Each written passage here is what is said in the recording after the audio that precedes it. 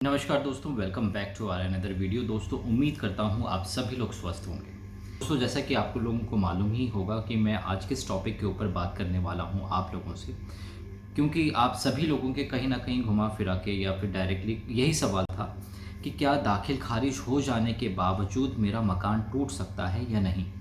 तो मैंने इसका आंसर तो आपको कर दिया था, बट मैंने आपको वादा किया था कि मैं इस पे डिटेल वीडियोस बनाऊंगा ताकि आप लोगों को जितनी भी कन्फ्यूज़न रहे दाखिल खारिज को लेकर या फ्री होल्ड को लेकर या टूटने या ना टूटने को लेकर, तो वो चीज़ें क्लियर हो जाए काफ़ी हद तक। हालांकि टॉपिक काफ़ी बड़ा है, इसमें कई ऑप्शंस आ सकते हैं, बट आज की वीडियो में डिटेल थोड़ा सा मैं आप लोगों को बताऊंगा, जिसकी वजह से आप काफ़ी कुछ जो इन्फॉर्मेशन है आपको मिलेंगी और जितने भी कन्फ्यूज़न है, मुझे लगता है कि इस वीडियो को देखने के बाद आपके कन्फ्यूज़न दूर हो जाएंगे।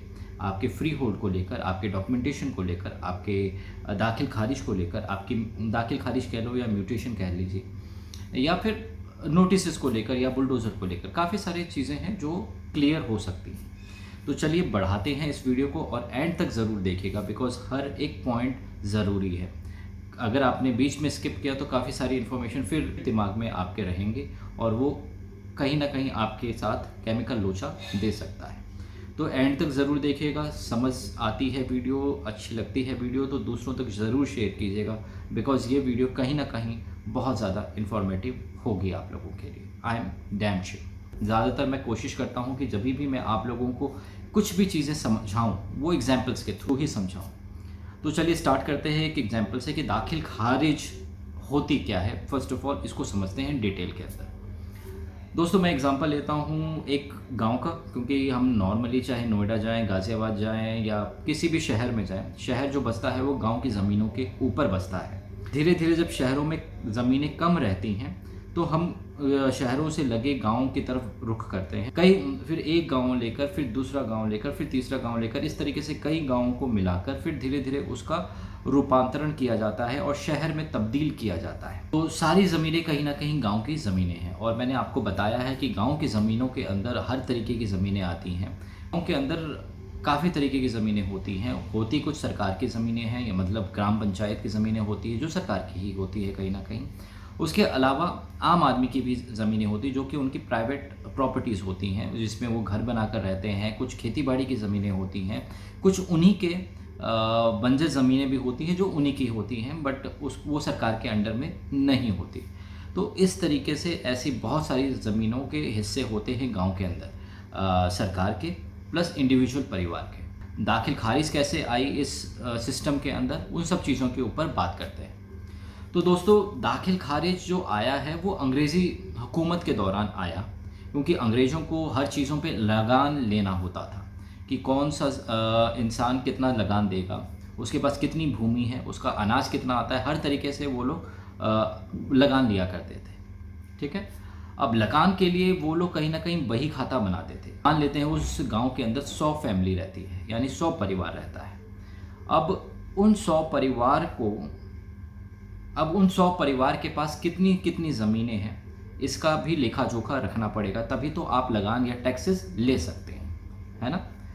तो अब जब टैक्सेस लेना होगा किसी भी गवर्नमेंट को, चाहे वो ब्रिटिश सरकार हो, चाहे now days Indian government is there, अब इंडियन गवर्नमेंट है, तो इंडियन गवर्नमेंट को भी अगर टैक्स लेना होगा, चाहे वो कृषि भूमि में लेना हो, चाहे वो प्रॉपर्टी टैक्स के ऊपर टैक्सेस लेने हो, तो कहीं ना कहीं लेखा जोखा होना चाहिए वो उस ज़मीन का। तो मान लेता हूँ कि अगर 100 फैमिली है तो उनका रिकॉर्ड्स जो आ रहा है वो पीढ़ी दर पीढ़ी आ रहा है और वो काफ़ी पुराना आता जा रहा है। ठीक है, जिसको हम कह सकते हैं रजिस्टर नंबर, या रजिस्टर नंबर 1 कह लो, रजिस्टर नंबर कह लो, या खतौनी कह लो, या खाता नंबर कह लो। तो इस तरीके से जो रिकॉर्ड्स हैं वो रखे जाते हैं हर परिवार का।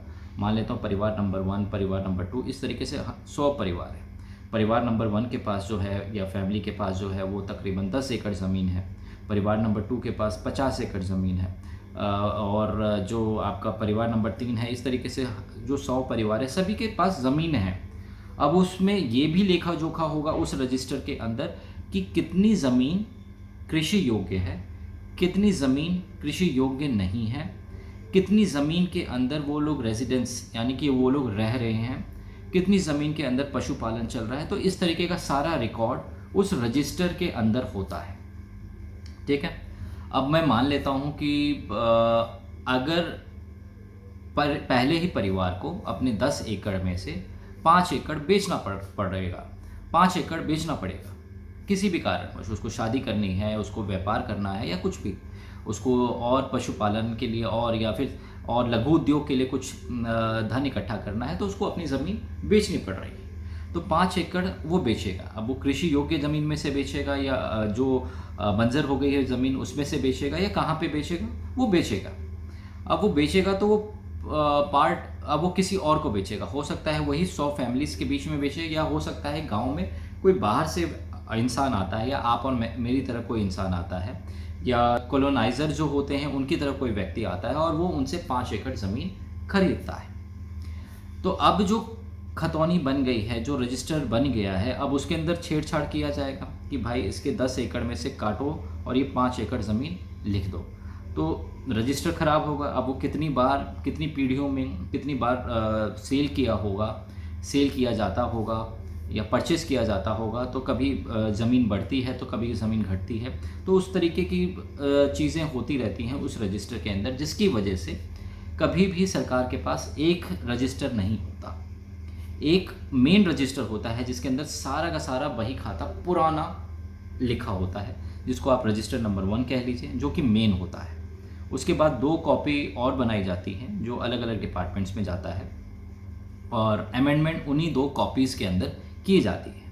लेकिन अगर आप लोगों को लेकिन अगर देखना होगा कभी भी सरकार को कि उस फैमिली के पास किसी ज़माने में 100 एकड़ ज़मीन थी, आज की डेट में उसके पास 10 एकड़ ज़मीन रह गई है, तो उन्होंने कहाँ कहाँ पे कैसे कैसे बेचा है, तो वो नेक्स्ट रजिस्टर्स के अंदर देखे जाते हैं। रजिस्टर नंबर 2, रजिस्टर नंबर 3, इस तरीके से जो रजिस्टर्स की तैयारी की जाती है या लेखा जोखा रखा जाता है, वो सरकार के अंडर में 3 रजिस्टर्स के अंदर में रखा जाता है। Register number 1, register number 2 and register number 3। अब रजिस्टर नंबर 2 के अंदर अमेंडमेंट किए जाते हैं कि जो 10 एकड़ ज़मीन थी परिवार नंबर 1 की, उसको हमने यहाँ पर कॉपी, एग्जैक्ट कॉपी होती है वो, कॉपी कर दिया हमने यहाँ पर कि 10 एकड़ ज़मीन उसके पास थी, वो 5 एकड़ ज़मीन बेच रहा है फलाने कॉलोनाइज़र को, उसका नाम है। तो अब जो नया जो रजिस्टर बना है, ठीक है, अब उस रजिस्टर में सारे के सारे 100 परिवार होंगे। ठीक है, रजिस्टर नंबर 2 में सारे के सारे 100 परिवार होंगे। पहले रजिस्टर में 100 परिवार थे और उन सभी के लेखा जोखा था पुराना चलता आ रहा था अंग्रेज़ी हुकूमत के दौरान से, कि कितनी ज़मीनें थी और कितना क्या था। अब रजिस्टर नंबर 2 में अमेंडमेंट्स हुई हैं, वो भी काफ़ी पुराना चलता आ रहा है और उसमें भी 100 परिवार दिखाई दे रहा है। अब कोई महाशय जुड़ गए हैं, ठीक है, तो नया जो रजिस्टर है, रजिस्टर नंबर 2 है, उसके अंदर नया व्यक्ति जोड़े गए, जैसे 101, 102, 103, इस तरीके से जुड़ते जाएंगे जो भी खरीद फरोख्त होती है नए परिवार में। और रजिस्टर नंबर 2 जो बनाई गई है, जिसके अंदर अमेंडमेंट्स हो रहे हैं या फिर जिसके अंदर चेंजेस हो रहे हैं, उसी हिसाब से चेंजेस होंगे। अगर किसी 100 परिवार में 99 नंबर के परिवार को अगर ज़मीन खरीदनी है परिवार नंबर 1 से, तो उसके हिसाब से अमेंडमेंट्स होती रहेंगी कि उसको 5 एकड़ ज़्यादा चाहिए ज़मीन, या 10 एकड़ के 10 एकड़ खरीदना चाहता है। तो इस तरीके से रजिस्टर नंबर 1 में कोई भी चेंजेस नहीं होते, जिसको खतौनी कहा जाता है, खाता नंबर कह सकते हैं, रजिस्टर नंबर 1 कह सकते हैं।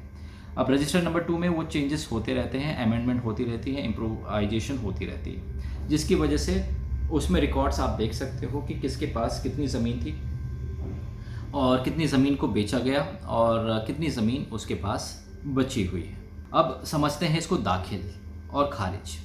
दाखिल खारिज जो वर्ड है, दाखिल मतलब दाखिल करना किसी का नाम, नया नाम जोड़ना, और खारिज किसी का पुराना नाम उस ज़मीन के हिस्से में से निकालना। अंग्रेज़ों के ज़माने से जो रजिस्टर तैयार किए जा रहे हैं और पुश्तैनी जो पुश्तैनी आपकी ज़मीनों का लेखा जोखा रखा जा रहा है उस खतौनी के अंदर, उस खाता नंबर के अंदर, तो उसके अंदर अब चेंजेस जो किए जाएंगे, क्योंकि लगान उसके अकॉर्डिंगली था। यानी कि अगर 100 एकड़ पहले परिवार के पास 100 एकड़ ज़मीन थी उस अंग्रेज़ी हुकूमत के दौरान, तो उस टाइम वे उसको उसके हिसाब से लगान देना पड़ता था। आज की डेट में उसके पास 10 एकड़ ज़मीन है और उसके नाम पर दाखिल खारिज नाम पर है, ठीक है, according to the register number 1, कि पहले परिवार के पास अब केवल 10 एकड़ ज़मीन रह गई है, तो उसको जो लगान देना पड़ेगा या टैक्स देना पड़ेगा कृषि के हिसाब से, कृषि भूमि के हिसाब से, वो 10 एकड़ के हिसाब से देना पड़ेगा।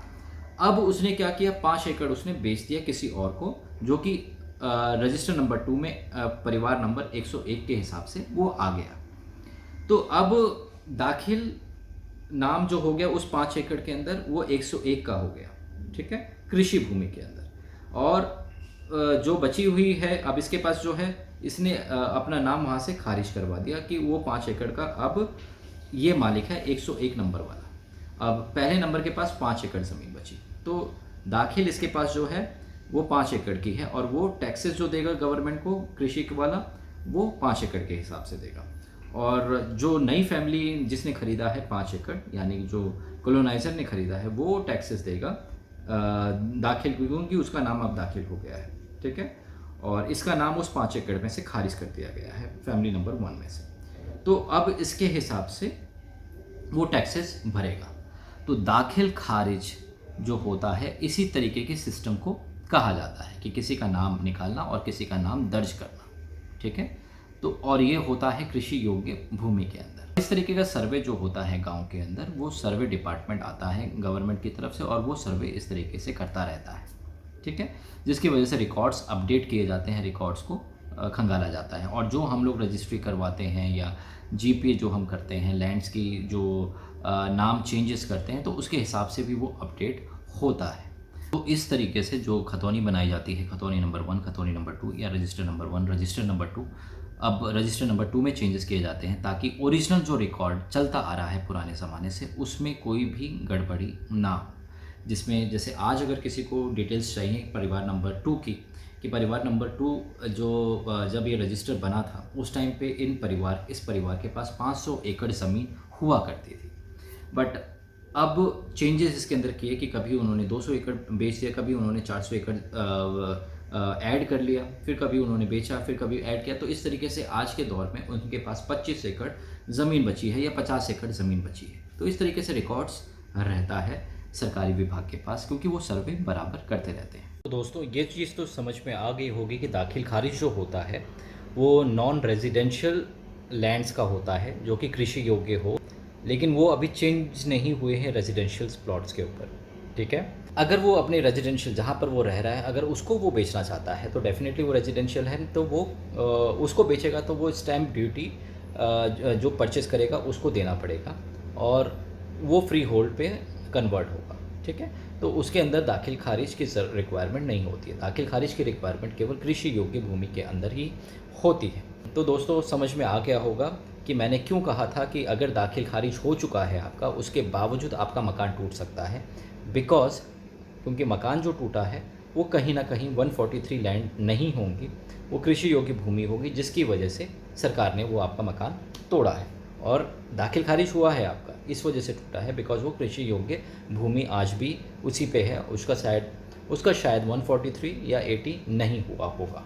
उम्मीद करता हूँ आपको वीडियो समझ में आई होगी कि मैंने ऐसा क्यों कहा और दाखिल खारिज क्या है। अगर आपके कुछ प्रश्न होंगे तो ज़रूर आप कमेंट बॉक्स में कीजिएगा, ताकि मैं अगली बार उस पर वीडियो बना सकूं और आप लोगों को गाइड कर सकूं प्रॉपर्ली। चलिए मिलते हैं अगली वीडियो के अंदर। धन्यवाद।